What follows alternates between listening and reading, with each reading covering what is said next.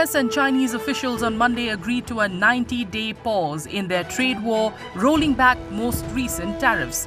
The US will lower its tariff rate on Chinese goods from 145% to 30%, while China will reduce its rate to 10%. US Treasury Secretary Scott Bessent called the earlier tariffs the equivalent of an embargo, and China's Commerce Ministry hailed the deal as an important step for both countries and the global economy.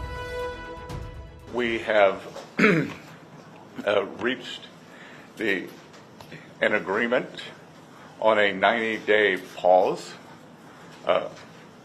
and substantially moved down the tariff levels. Both sides on the reciprocal tariffs will move their tariffs down 115%.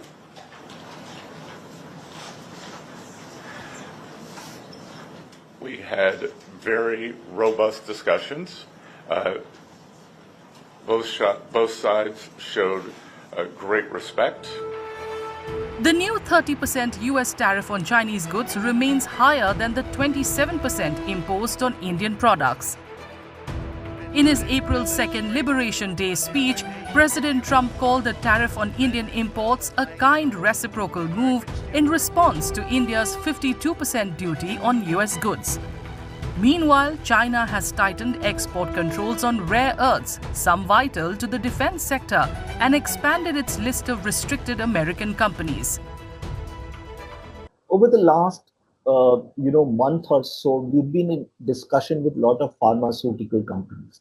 Now, you will notice that it's one of India's largest exports to the US, and we're really concerned that that industry does not get adversely impacted by either reciprocal tariff or is adequately covered in the bilateral trade agreement. Now, in many of them, actually the API, the active pharmaceutical ingredient, actually comes from China. And India does a value addition to that. What China has done, and it's impacted a whole lot of industry, is some kind of an export embargo on critical minerals, which actually has a whole lot of EV-related business in the country almost coming to a standstill.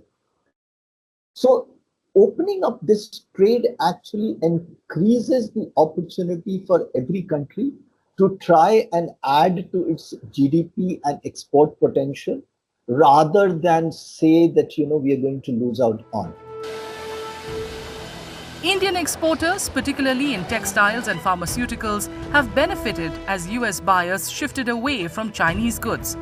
However, the full impact of the complex tariffs and trade penalties imposed by Washington and Beijing is yet to unfold.